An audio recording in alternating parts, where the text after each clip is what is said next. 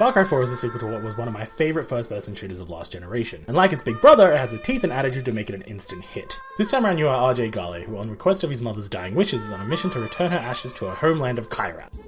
Of course, once you get to Kyrat, things go really wrong.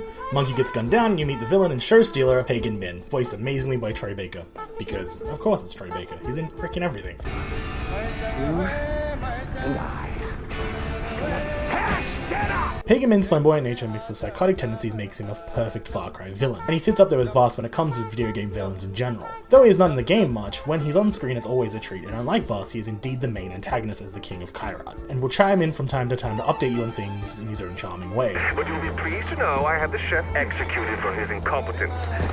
Those at his family we killed. Regardless, next time I can promise you a better spread. That's the last time I'm kidnapping a fucking TV celebrity chef. Though Pagan is a showstopper, there is no shortage of colourful and eccentric characters along the way, some more serious folks sprinkled out. And even though you don't know who they are, they seem to know exactly who you are. RJ Gale. RJ Gale, You are agent! And for good reason. Your parents are the founders of the Golden Path, a rebel group fighting against Pagan Min and trying to free Kyrat. That said, the Golden Path has its own problems. The Golden Path is split amongst two individuals vying for leadership. The more traditional Sabal, who is about doing things the old way and bringing Kyrat back to its former glory, while Amita wants to bring Kyrat to a new golden age and forget some of the archaic traditions, such as marrying off 10-year-old girls. Both have their pros and cons. Sabal is a warrior who cares about his people, but some of the traditional values of Kyrat mean subjugating women, which is just not on. While Amita, on the other hand, wants everyone to be equal, but has no problem selling drugs to boost the economy.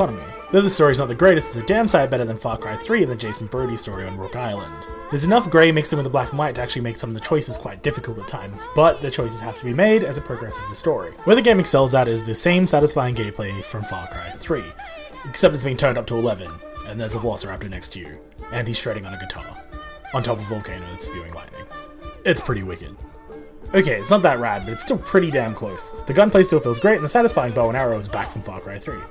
Vehicles still play a massive role in the game via road, water, or air. You can get to any destination with a variety of vehicles. From tuk-tuks to this fucking death trap, you're spoiled for choice, and choice is always an option. Do you want to take on an outpost stealthily and all stabby stab? Go ahead. Or go loud, guns a-blazing. Though the quieter you are, the better the rewards. Hell, if you want, ride an elephant in and stomp the shit out of them. That's what I did a couple of times, it was great. All the advanced takedown moves from Far Cry 3 are back. The simple takedown can still be linked into either a chain takedown, takedowns with throwing knives, and also my personal favourite, the pull out the victim's gun, shoot his own men with it, badass technique. A new addition to the list is the vehicle takedowns, and add the ability to wield weapons while driving, and you have some really satisfying chases on your hands this time round.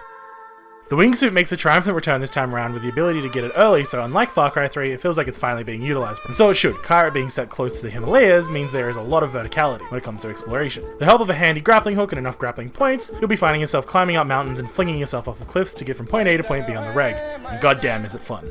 Kyrat, like Rook Island, is rather beautiful, but insanely dangerous. The lush greens of Rook Island are traded in for a more rustic autumn palette, and the ferns and jungle are replaced with large cliffs and dense forest. Kyrat feels a little more inhabited than Rook Island. Kyrat has a government in place as well as a dense cultural legacy, which Far Cry 3's Rook Island seemed to downplay. The open world of Kyrat is as big as a character as Pagan Min really at the end of the day. Like Rook Island, Kyrat has more to fear than men with guns. The wildlife is equally or more dangerous than any gun-wielding goon. Tigers, bears, and these adorable little fuckers will ambush you and tear you to shreds if you're not cautious. This time around you are given bait to throw out and lure large predators into the fray, in essence bringing a bear to a gunfight. This said, this can backfire. The new hunter-type enemy is actually able to tame these wild beasts and use them against you. Oh, and look out for eagles. They are truly the dicks of the sky. The hunting and crafting from Far Cry 3 is back, and like Far Cry 3, it's kinda ridiculous in a humorous way. How the hell does 4 2.1 ton, close to 4 meter long Asian rhinos only make one wallet?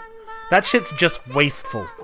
The game will also throw in some other locales outside of Kyrat. Some missions will take you into the snowy peaks of the Himalayas, while others will have you diving into the mythology of Kyrat, and whisk you off to the nightmarish Shangri-La. Shangri-La is rather interesting that it gives you a magic bow that can slow down time, and a tagger buddy to help you fight pigment-filled demons. Hell, they even let you do the Neo thing and let you fly throughout some of the missions. These areas are linear, but the change up in the environment is enough to make it somewhat refreshing. The skill tree is also back, but unlike the shark, bird, and spider skill sets, this time around the skills are streamlined into 2 paths. The more offensive stab and fuck people up tiger skill tree, and the more defensive be pals with pachyderms elephant skill tree. The streamlining helps you get to the skills that are necessary to make you the complete badass a lot earlier on. Ubisoft still tacked on a multiplayer mode this time around. This time around it's Hunters vs Golden Path, so it's actually asymmetrical multiplayer. Hunters use bows and arrows as well as animal buddies that they can call in, while the Golden Path on the other hand are all about the guns and vehicles. Personally, I did not find this mode very fun, but hey, if you're feeling a little bit lonely, you can always bring a friend in the new co-op mode. I didn't play the co-op mode, I'm not gonna lie, because I don't like people. I just really don't like people. But surprisingly, there's a rather solid map editor thrown in, which is a nice surprise, being able to storm a bootleg shores of Normandy on a rather tropical D-Day, or find yourself on a beach with far too many goddamn honey badgers. They're so fucking adorable, but so dangerous. In conclusion, I really like Far Cry 4. Carries over all the good things from Far Cry 3, and also tries to fix the single player story. And at the end of the day, it's just a hell of a lot more fun. So I'm giving this game an 8 out of 10. The tacked on multiplayer feels like a bit of a waste, and though the story does try to forget the awful Far Cry 3 story, it just misses the mark. Which is a shame because Pagan Min is such a good villain. Again, it's just a typical Ubisoft story at the end of the day. It seems to be what they do.